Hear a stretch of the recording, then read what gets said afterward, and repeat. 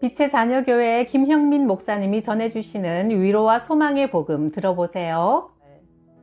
나는 대학 시험에 떨어지면서 교회를 찾게 되었다. 교회에 나간 첫날 십자가를 바라보는데 마치 누군가 내 마음에 들어와서 스위치를 켜주는 것 같았다. 하나님은 빛이시라. 요한일서 1장 5절. 그날부터 밤마다 교회에 가서 기도하며 나를 구원하신 예수님께 찬송을 올려드렸다. 예수님을 믿고 난 후 나는 예수님을 자랑하고 싶어 견딜 수가 없었다. 그래서 매일 전도했다. 그러다 내가 다니던 영어 학원에서 성탄절 파티를 크게 열었다. 나는 전도하라고 이렇게 많은 사람을 모아주신 하나님께 감사하며 학원생들 앞에서 예수님을 전하기 시작했다. 그날 대학생 한 명이 내 전도에 감동받았다며 전화를 걸어왔다. 그가 바로 내 남편이다. 전도하다가 결혼까지 하게 된 나는 결혼이 늦어진 청년들에게 하나님이 맺어주시는 전도 중매가 제일 좋다고 말한다. 결혼 후 나는 남편의 유학을 돕기 위해 미국으로 따라갔다. 남편은 학교에 가서 공부하는데 나는 집에서 살림만 하려니 답답해서 견딜 수가 없었다. 그때 나도 남편처럼 학교를 다니게 해달라고 주님께 기도했다. 수개월 뒤 기도하던 중 어느 날 오후 화창했던 날씨가 변하며 폭우가 쏟아지기 시작했다.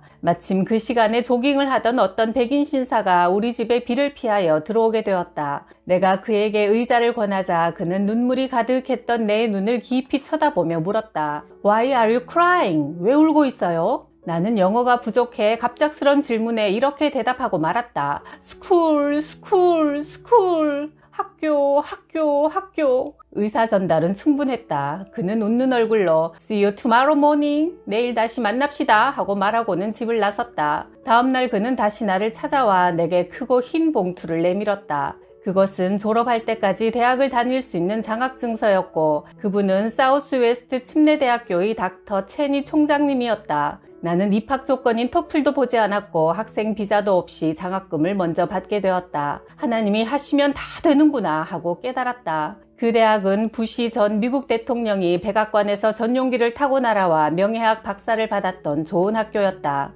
하나님 아버지는 전도하는 자의 앞길을 열어주시는 분이시요 기도하면 응답하시는 분이었다. 남편 다리에 이상이 생겼다. 다리에 경련이 일어나고 감각이 마비돼 걷는 것도 어려워져 휠체어를 타기 시작했다. 병원에 가서 진단해보니 신경계통의 불치병이라 했다. 중추신경에 마비가 오고 죽을 수도 있다니 나는 산으로 올라가 부르짖어 기도했다. 기도하던 어느 날 꿈속에 누군가 나를 데리고 중동 땅의 사막으로 가서 장미 모양의 돌멩이를 주었다. 그 후 사우디아라비아에서 선교 목회하는 일에 제의가 왔다. 남편은 중학교 때 선교사가 되겠다고 서원했었다고 했다. 우리는 즉시 순종해야 했다. 휠체어를 싣고 사우디아라비아로 떠났다. 의사도 가족도 다 반대했지만 하나님과의 약속은 목숨을 걸고 지켜야 한다고 생각했다. 하나님은 그곳에 도착한 지 얼마 되지 않아 남편의 병을 고쳐주셨다. 나중엔 축구까지 할 수 있도록 다리에 신경이 돌아왔다. 사우디아라비아에는 해외 반출이 금지된 보석이 있는데 꿈에서 본 장미 모양의 돌과 똑같았다. 우리는 성경책을 비밀리에 들여와 곳곳마다 뿌리고 예수님의 생애를 담은 비디오를 복사해 공공장소에 뿌렸다. 그런데 이 일이 종교성에 발각되고 우리 선교 담당자가 체포되었다. 나는 매일 여러 시간씩 골방에서 기도했고 그때마다 하나님은 우리가 전혀 해를 받지 않으며 크고 비밀한 방법으로 해결해 주시겠다고 약속하셨다. 몇 개월 뒤 미국의 국무부 차관보가 사우디아라비아에 와서 종교성 장관을 따로 만났다. 사우디아라비아 역사상 처음으로 우리 교회에 예배가 허락되는 기적이 일어났다. 그 일이 있고 나서 수개월 후 한국에서 전도 집회를 했는데 고려대학교 다니는 학생이 나를 찾아왔다. 아버지가 사우디 대사인데 예멘에 출장을 가셨다가 풍토병에 걸려 온몸이 마비되었습니다. 지금은 경희대학교 병원에 입원 중이십니다. 목사님 신방을 해주세요. 부탁했다. 사실 그분은 우리 선교를 매우 못마땅하게 여겨 우리 교회를 압박했던 분이다. 선교하고 싶으면 사우디를 떠나시오. 나도 미국에서 총영사하면서 교회를 다녔지만 당신들 같은 사람은 처음 봅니다. 교민들을 위해서 빨리 나가주시오. 그런데 하나님은 참 오묘하게도 내가 그의 아들을 만나 병원 신방을 가게 하셨다. 나는 대사의 손을 꼭 잡고 복음을 전했고 그는 말씀을 겸손히 경청하고 예수님을 구주로 영접했다. 이제는 하늘나라 대사로 예수님을 전하며 사십시오 말하자 그의 눈에서 눈물이 흘러내렸다. 그는 어눌한 입술로 이렇게 말했다. 하늘나라 대사는 선교사님 같은 분이고 저는 서기관도 못 되는 사람입니다. 이것이 내가 그와 나눈 마지막 말이었다. 그는 얼마 지나지 않아 소천했다. 그의 마지막 길을 배웅하는 사람이 자신이 핍박했던 우리라고 상상이나 했을까? 과연 하나님의 오묘하심을 어느 누가 헤아릴 수 있을까? 미국 서부로 향하는 긴 여행 끝에서 남편은 길을 잃었다. 고속도로에서 나가는 길을 놓치고 뱅글뱅글 몇 바퀴를 돌았다. 앞으로 사역할 교회를 간신히 찾아 주차장으로 들어갔다. 남편은 담임 목사님을 만나러 갔고 그곳에서 우리는 대학원 졸업할 때까지 전도사로 일하기로 했다. 그런데 며칠 후 서울에서 다급한 전화가 걸려왔다. 부모님은 도착하는데 왜 이렇게 오래 걸리니? 너희를 만나려고 담임 목사님이 얼마나 기다리시는데 하셨다. 부모님의 말씀을 들으니 우리가 간 교회는 우리가 원래 섬기기로 약속되어 있던 교회가 아니었다. 참으로 황당했다. 이미 그 교회 교인들 앞에서 인사했고 부임 축하 인사까지 받았는데 과정이야 어떻든 사람의 걸음을 인도하시는 분은 하나님이시니 우리는 그 교회에 남기로 했다. 원래 가려고 했던 교회 사례비의 10분의 1이었다. 경제적으로 어렵게 되자 하나님께 더 많이 기도하게 되었다. 그로부터 10년 후 그 교회에서 만난 학생이 건국대학 교수가 되었고 그의 적극적인 추천으로 나는 건국대학교 교목이 되었고 나중에 교회를 개척하는 계기가 되었다. 결국 오히려 나의 앞길이 열리는 기회가 되었다. 나는 지난날의 경험을 통해 예수님은 항상 더 좋은 것을 주시는 분임을 깨달았다. 하나님의 자녀는 가지나무에도 수박이 열린다. 윤정자매는 서울시립대 성악과 학생으로 우리 교회에 나오기 전에는 여러 교회를 다니며 성가대에서 솔로 알바로 돈을 벌었다. 내가 처음 만났을 때 아끼는 마음으로 쓴소리를 해주었다. 교회는 일하러 다니는 곳이 아니라 주님을 예배하고 찬송하러 가는 곳입니다. 윤정자매는 그날 회개하고 진정한 봉사를 하기 시작했다. 성가대에서 돈을 받지 않고 봉사하고 교회를 오갈 때 지하철 안에서 전도하면서 찬송을 불렀다. 어느 날 주님께서 내게 감동을 주셔서 강단에서 예언적 선포를 했다. 윤정아, 너는 오페라 가수가 되어 미국 카네기홀에 서게 될 것이다. 목사님, 제가 정말 그렇게 될 수 있을까요? 만일 하나님이 진짜 제게 그런 기회를 주신다면 제가 받을 상금의 절반을 주님께 드리겠습니다. 그러던 어느 날 그녀가 세계에서 손꼽히는 큰 대회인 마리아 칼라스 대회에 나가게 되었다. 그런데 그리스에서 결승전이 있던 당일 오전 감기 탓인지 윤정이의 목이 쉬고 소리가 잘 나오질 않았다. 그런데 평상시 교회에서 위기에 감사하는 훈련을 받은 윤정은 힘을 내어 하나님께 감사로 찬송을 부르기 시작했다. 저녁 공연 전까지 목을 쉬게 하는 대신 내내 주님을 높였다. 그때 윤정의 소리가 기적적으로 돌아왔고 결국 그녀는 대상을 받았다. 윤정은 상금 1,400만 원을 받아 장학금으로 써달라며 700만 원을 교회로 보내왔다. 그런데 놀랍게도 마리아 칼라스 대회 역사상 처음으로 부상이 주어졌는데 그것이 미국 카네기홀에서 공연하는 것이었다. 하나님은 이렇게 믿음으로 감사하는 자, 감사해서 찬송하는 자를 마음껏 축복해 주셨다.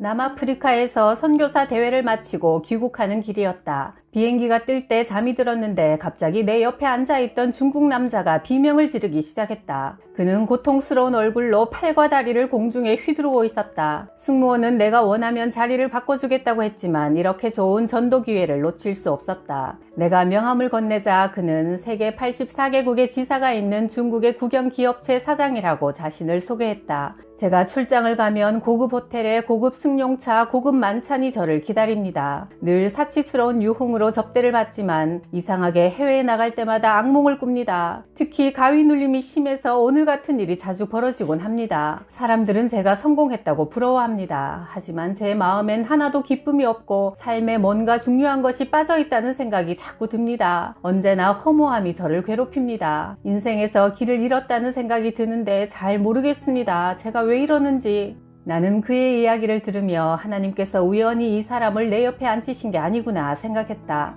나는 그의 손을 잡고 손바닥 위에 십자가를 그리며 복음을 설명했다. 그는 비행기 안 높은 하늘 위에서 예수님을 영접했고 그의 얼굴에는 자유와 기쁨이 넘쳤다. 나는 그의 비행기 티켓 위에 마태복음 11장 28절을 적어주었다. 수고하고 무거운 짐진 자들아 다 내게로 오라. 내가 너희를 쉬게 하리라. 경쟁과 출세라는 거친 인생의 항해길에서 악몽으로 신음하는 그에게 예수님은 찾아오셔서 천국 가는 비행기로 만들어주셨다. 나도 예수님을 믿지 않던 고등학교 시절에 늘 악몽을 꾸었다. 누군가 밑에서 계속 쫓아오고 나는 위로 올라가며 도망쳤다. 잠을 자고 일어나도 몸과 마음이 개운치 않았다. 나는 왜 매일 똑같은 꿈을 꾸는지 알 수 없었다. 이 지긋지긋한 꿈에서 벗어나고 싶었지만 벗어날 길을 몰랐다. 그런데 고등학교를 졸업하고 교회에 간 첫날부터 다시는 그 악몽을 꾸지 않았다. 그 어떤 존재가 나를 자신의 노예라고 생각해 꿈과 현실의 국경 없이 드나들며 어려서부터 나를 괴롭히다가 내 안의 주인이 바뀌자 더 이상 나를 학대할 수 없었던 것 같다. 그의 이름은 사탄이요 공중의 권세 잡은 자이다. 성경은 그가 하나님을 믿지 않는 사람들 속에서 역사하는 영이라고 설명하고 있다.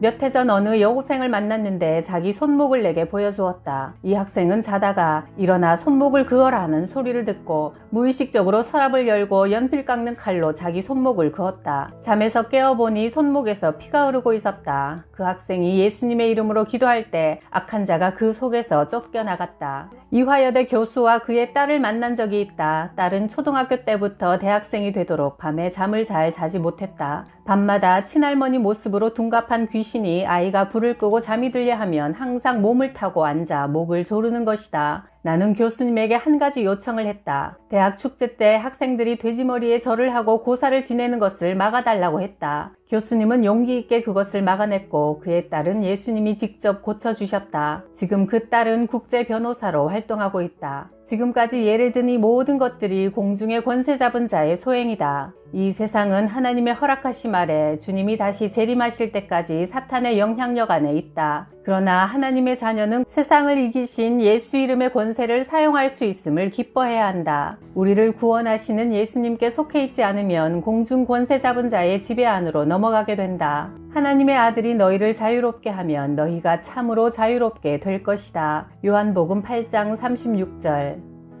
내가 운영하는 빛의 자녀 초등학교 학생들 중 상당수가 선교사님이나 개척교회 목사님들의 자녀였다. 어느 겨울 새벽 기도 시간 초등학교 아이들의 기도가 3시간이 지나갔다. 아이들이 기도하는 중에 학부모님 한 분이 기도하는 곳에 문을 여는 순간 고압선에 감전된 것처럼 그 자리에 쓰러졌다. 초등학교 1학년 아이가 부모가 이혼을 하여 어머니와 둘이 살고 있었다. 가끔 아이는 집에 혼자 있을 때 손가락을 머리에 갖다 대고 빵야 빵야 하면서 자살놀이를 했다. 나는 이 이야기를 어머니에게서 전해 듣고 아이를 만나서 말했다. 귀신은 하나님이 싫어서 하나님의 자녀들을 괴롭힌단다. 그래서 나 자신 미워하기, 내가 싫어서 죽어버리기 등의 방법으로 너를 파괴하려고 해. 앞으로 그런 생각이 들거든 이렇게 말해. 더러운 귀신아, 나는 더 이상 네가 시키는 대로 하지 않겠어. 너는 종종 내 귀에다 죽어 라고 말을 하지만 내가 죽긴 왜 죽어?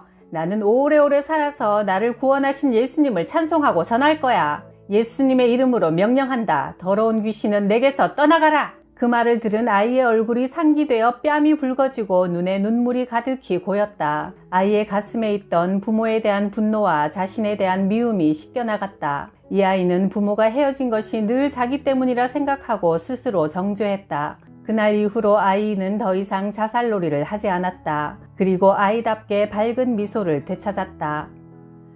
일본에서 연합집회를 마치고 어떤 일본인 가정을 방문했다. 외동딸이 우울증에 시달려 수면제를 250알이나 먹고 병원에서 위세척을 하고 집에 와 있었다. 남편은 딸이 이 지경이 되었는데 의사도 아니고 왜 목사를 데리고 왔냐며 부인을 심하게 꾸짖었다. 나는 부모에게 말했다. 따님은 죽고 싶어서 약을 먹은 게 아닙니다. 너무나 살고 싶은데 혼자 힘으론 살 수가 없으니 그렇게 한 것입니다. 그리고 이불 속으로 살며시 손을 넣어 딸의 손을 만져보니 얼음장같이 차가웠다. 마음이 많이 힘들었나 보구나. 네가 아무리 죽으려고 2번씩이나 애를 써도 죽지 않았으니 너는 하나님이 선택한 딸이 틀림없어. 너를 만드신 창조주 하나님이 아직은 아니야 하시니까 네 생명이 다시 돌아오게 된 거야. 인간의 생명은 하나님 것이라 하나님이 끝내시기 전에는 절대 끝나지 않는단다. 나는 오늘 너에게 하나님께서 너를 얼마나 사랑하시는지 말해주러 왔어. 지금 네가 겪고 있는 상처와 고통 뒤에는 죄와 사탄와기의 문제가 있단다.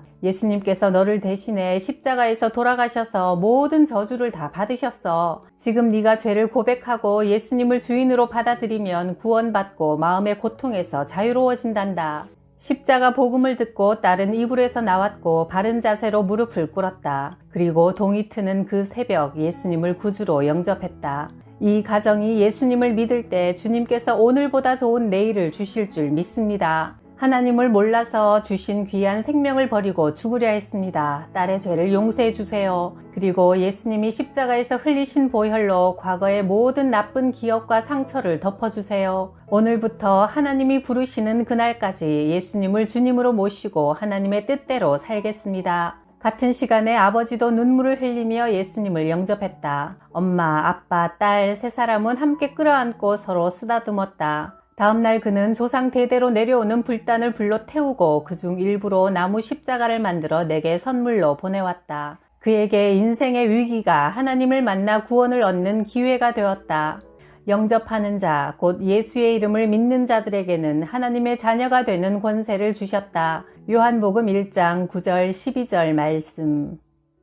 미국에서 강사로 초청받아 집회장에 도착해보니 남침례교단 총회장, 내가 졸업한 골든게이트 신학대학원의 총장 등 여러 강사들이 와 있었다. 집회장 입구에는 강사들의 사진이 붙어 있었는데 내 사진만 빠져 있었다. 강단에 올라서자 백인들은 대부분 팔짱을 끼거나 눈을 감고 있었다. 한국 여자 목사인 나를 무시하는 기색이 역력했다. 나는 우아하게 미소를 지으며 이렇게 말문을 열었다. 미국 남침례 교단은 세계에서 제일 큰 교단으로 빌리 그레이엄 목사님, 찰스 스펄전 목사님, 윌리엄 캐리 선교사님, 지미 카터 대통령, 위대한 인물들을 배출한 명예로운 교단입니다. 그런데 최근 남침례 교단의 선교사님들이 선교지에서 어려움을 많이 겪고 있다고 들었습니다. 저는 그 이유가 두 가지 때문이라고 생각합니다. 첫째는 성령을 무시해서 그렇고 둘째는 여자를 무시해서 그렇습니다. 그랬더니 폭소가 터지고 큰 박수가 터져나왔다. 그날 앉아있던 백인들은 자세를 고쳐 앉고 말씀을 잘 경청해 주었다.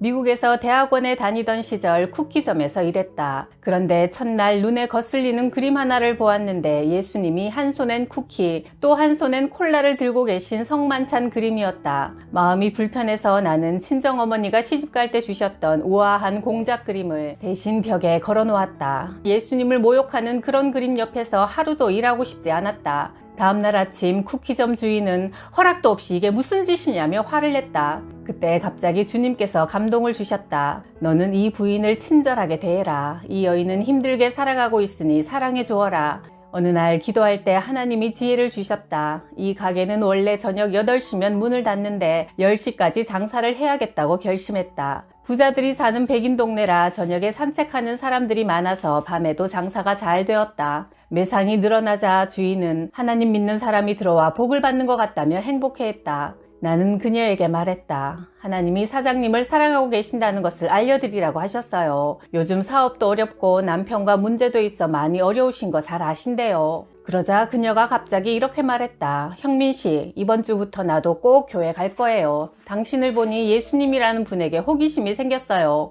부인은 그 주부터 한인교회에 나가기 시작했고 내가 다니는 신학대학원에 일주일에 한 번씩 찾아와서 성경을 배웠다. 나중에 그녀는 여선교회 회장이 되었다. 하나님이 우리를 어디론가 인도하실 때는 내가 사랑할 누군가가 거기에 있다는 것이다. 어느 날 동성애자인 청년의 편지를 받았다. 저는 교회에 나오면서 하나님을 알게 되었고 앞으로도 이 교회를 떠나고 싶지 않습니다. 십자가의 구원에 대해 조금씩 알게 되면서 고민이 됩니다. 저는 어떻게 해야 합니까? 목사님 살려주십시오. 동성애자들을 보면 무조건 정죄부터 하는 사람이 있다. 그들은 동성애부터 끊고 교회에 나와야 한다고 생각한다. 그러나 우리는 다른 사람보다 죄를 덜 지어서 천국 가는 것이 아니라 예수님의 공로 때문에 천국 가는 것이다. 우리 스스로 죄를 끊고 해결할 수 있다면 왜 예수님이 필요하겠는가? 동성애자도 똑같다. 교회 나오는 동성애자들은 칭찬받아야 한다. 하나님을 만나고 사랑하게 되면 육체적인 즐거움은 점점 작아지게 된다. 그런 것 자체에 관심이 없어지기 시작한다. 성령으로 거듭나면 죄가 미워지고 싫어진다. 교회는 동성애자들을 품어야 한다. 그들이 말씀으로 이길 수 있도록 도와주어야 한다. 동성애자들도 육체의 정욕에 저항하고 하나님의 뜻대로 살겠다고 결심해야 한다. 성령을 받으면 하나님의 창조 법칙 안에서 만들어주신 순리대로 살 수 있다. 몇 번 넘어졌더라도 다시 일어나면 된다. 성령의 능력은 니코틴보다 마약보다 동성애보다 강하다. 우리 교회에 출석하는 트랜스젠더 동성애자 청년이 있다. 그녀는 좋은 목장 구역에 소속되어 양육받기 시작했다. 꾸준히 주일에 나와 예배드리고 새벽에 기도하면서 성령을 체험했다. 사람을 변화시키는 것은 오직 성령뿐이다. 그동안 이 자매는 남성 호르몬을 맞으며 수염을 길렀고 형제처럼 행동했다. 그러나 3년 후 자신은 여성이며 남성이 아님을 교회 앞에서 고백했다. 그녀는 산부인과에 가서 검사받고 호르몬 주사도 끊었다. 의사는 그녀가 다시 여자로 돌아갈 수 있으며 아기도 낳을 수 있다고 말해주었다. 그녀는 이렇게 고백한다. 나는 더 이상 내 육체를 우상으로 삼지 않고 하나님이 주신 몸 그대로 사랑하며 살아가겠습니다. 지금 그녀는 목사가 되기 위해 준비 중이다. 꽤 오랫동안 떠나 있던 부모님을 찾아가 전도하여 교회에 모시고 나왔다. 이런저런 삶의 짐에 눌릴 때 하나님 품으로 달려가라. 그곳이 당신의 피난처다. 아버지께서 당신의 억울한 일, 답답한 일들을 다 해결해 주신다. 날마다 우리 짐을 지시는 주, 우리의 구원이신 하나님을 찬송하라. 시편 68편 19절.